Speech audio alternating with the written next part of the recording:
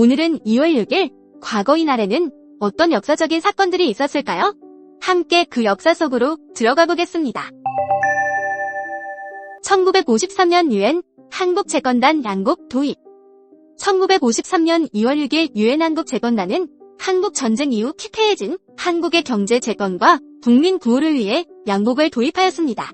유엔 한국재건단은 1950년 12월 유엔 총회의 결의에 따라 설립된 기구로 1953년 정전 이후 본격적인 활동을 시작하였습니다. 이들은 식량을 비롯한 다양한 구호 물자를 한국에 지원하여 전쟁으로 인한 식량 부족 문제를 해결하고자 노력하였습니다. 당시 부산항에는 유엔 한국재건단이 도입한 양국이 도착하였으며 이를 인수하는 행사가 진행되었습니다. 이러한 지원은 전쟁 직후 한국의 식량난 해소와 경제 안정에 큰 기여를 하였습니다. 1959년 미국 군사원조계획위원회 조사단 일행 내한. 1959년 6월 6일 미국 아이젠하워 대통령의 자문기관인 군사원조계획위원회 의장인 조지 드레이퍼워크가 이끄는 조사단이 한국을 방문하였습니다. 이 방문은 한국에 대한 미국의 군사원조 프로그램을 평가하고 한국군의 역량 강화와 군사원조의 효율성을 높이기 위한 목적이었습니다. 조사단은 한국의 군사시설과 훈련 현장을 시찰하며 한국군의 상태와 필요사항을 면밀히 검토하였습니다.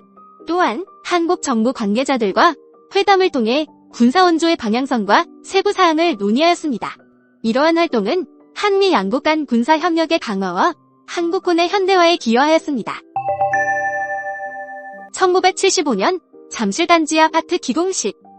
1975년 2월 6일 대한주택공사는 한강의 최대 섬 잠실도 서울 송파구 잠실동에서 잠실주공 1사단지 아파트의 기공식을 개최하였습니다. 이 프로젝트는 잠실지구종합 개발계획의 일환으로 총 1만 1660세대 규모의 56층 높이 아파트를 건설하는 대규모 주택건설 사업이었습니다. 기공식에는 구자춘 서울시장을 비롯한 고위공직자들이 참석하였으며 당시 행사에서는 아파트 평면도를 바닥에 들여 참석자들이 이를 살펴보는 모습이 연출되었습니다. 잠실주공 1사단지는 1975년에 착공하여 같은 해 말에 완공되었으며 이후 1978년에는 잠실주공 5단지가 추가로 완공되었습니다.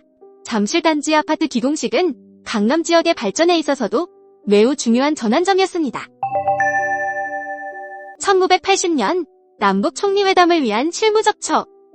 1980년 2월 6일 남북총리회담을 위한 제1차 실무대표 접촉이 판문점 중립국감독위원회 회의실에서 열렸습니다.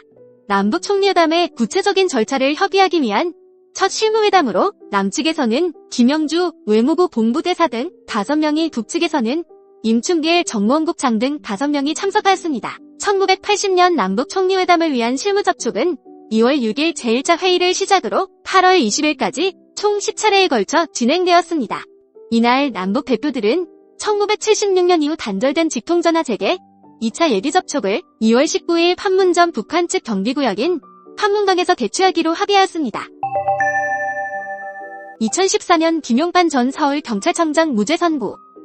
2014년 2월 6일 서울중앙지방법원 형사합의 21부는 국정원 대선 개입 사건 수사 축소 및 은폐 혐의로 기소된 김용판 전 서울경찰청장에게 무죄를 선고했습니다. 김용판 전 청장은 2012년 대선 당시 국정원 직원의 댓글 사건 수사 과정에서 외압을 행사하고 허위 수사 결과 발표를 지시한 혐의로 기소되었으나 재판부는 이를 입증할 증거가 부족하다고 판단했습니다. 특히 권은희 당시 수사 과정의 진술이 다른 증언 및 객관적 사실과 부합하지 않는다고 보았습니다. 이에 대해 권은희 전 수사과장은 충격적인 결과라며 내부 고발자의 진술이 충분히 고려되지 않았다고 비판했습니다. 검찰은 항소했으나 2심에서도 무죄가 선고되었고 결국 대법원에서도 무죄가 확정되었습니다. 2014년 윤진숙 해양수산부 장관 경질.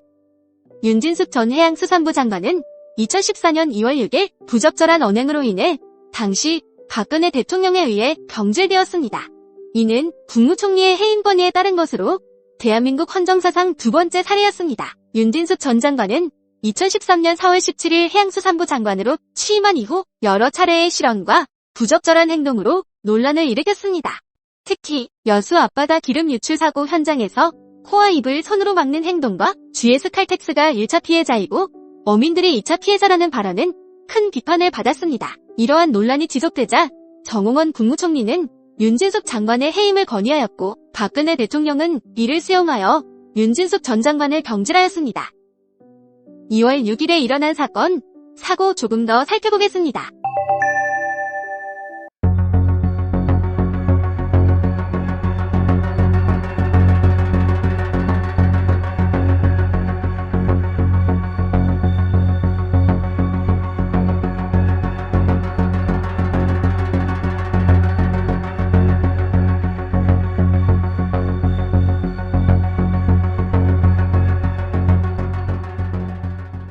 (2월 6일) 오늘도 흥미로운 역사로 떠나보았습니다. 내일 2월 7일에도 한국의 이야기로 함께하겠습니다. 지금까지 시청해주셔서 감사드립니다.